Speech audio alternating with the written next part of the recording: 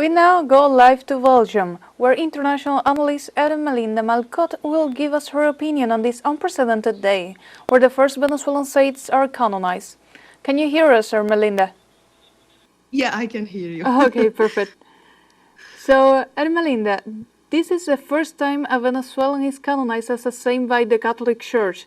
What does it take for a person to be canonized by the Pope? What could you tell us about the process?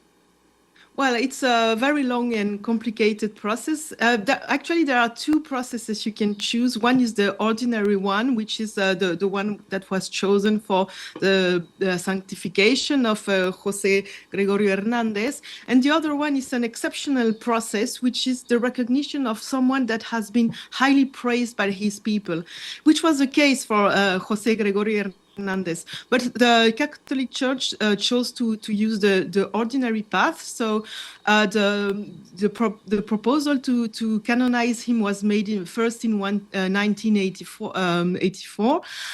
48, sorry. And then the process has gone a long way until today, the official canonization. We have to recognize that Pope Francis has said that he has already been canonized by his own people. So he was a very figure that was praised into the Venezuelan people. They were very devoted to him, not only in Venezuela actually, but also in the Caribbean, in the Andes region, also in Central America. You can find some hospitals, for example, in Colombia that has his picture. They will use him a lot for enhancing the medical process because he was a medical doctor. So he was he went through the official process, but he was already praised and canonized in an informal way by Venezuelan people and people in Latin America. So, in this context, what do you think the official canonization of these two first Venezuelans implies for the people of Venezuela and of Latin America, of course?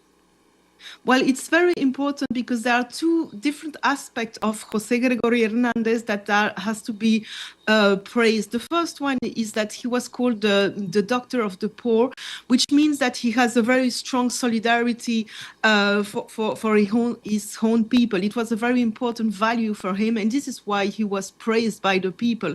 And also there is a second aspect of him is that he was a very high intellectual. He was formed as a medical doctor in Venezuela, but then he traveled to France when he learned in the Institute Pasteur, which was very on the top of the medical science at the time because they were discovering all the microbiology and so on. So when he went back to Venezuela, he also gave university classes of microbiology. He was very important in the investigation, academical investigation. So we have a figure that is representing the solidarity value of Venezuela and lots of Latin American countries, and on the second hand, a figure that representing the highly educated, highly I mean, it means that Venezuela, with that figure, is able on the same time to be solidarity, to praise the solidarity value in a moment that Venezuela is attacked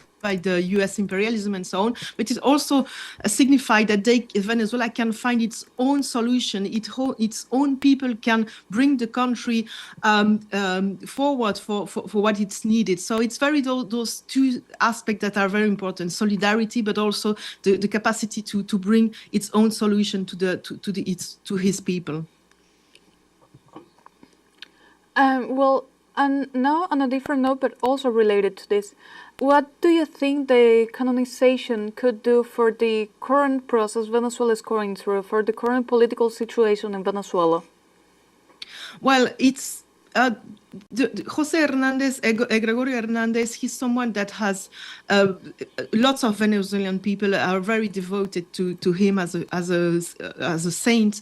So it will bring unity behind him for the country in a period when Venezuela is military attacked by the United States. There are several military ships on the South Caribbean, and there has been attacks already. So it brings unity to the people people, but it also praised the value of solidarity, which is very important. And it also praised the fact that Venezuela is capable of forming its own people, of finding its own solution. So the fact that the canonization occurs now, when we are on the verge of a war between Venezuela and the United States, provoked by the United States, is very important because it brings Venezuela on the top scene, international scene, recognizing what can bring Venezuela to the world, which is solidarity and competence. And also it shows what are the value of Latin American people in that very militarized Monroe Doctrine. Latin American people can bring solidarity, can bring peace. It's also, you cannot think about José Gregorio Hernández without thinking, for example, of the medical brigades of Cuba. They also have the same project. The medicine of the poor is also something that is coming with the medical brigades of Cuba. So it means that the project of the country is to be there for the one who need it in a context of constant aggression of US imperialism and also European imperialism. So it's a very important figure that brings unity and that also show to the world what are the value of Latin American country, and in that case of Venezuela. Thank you, Ermelinda, for those words. There was some really interesting insight, and thank you for joining us today on this program. So we just heard from international analyst Ermelinda Malcotte from Belgium, who was telling us her insight on the current political implications and the popular implications for the people of Venezuela and of Latin America of the first official canonization of the first two Venezuelan saints.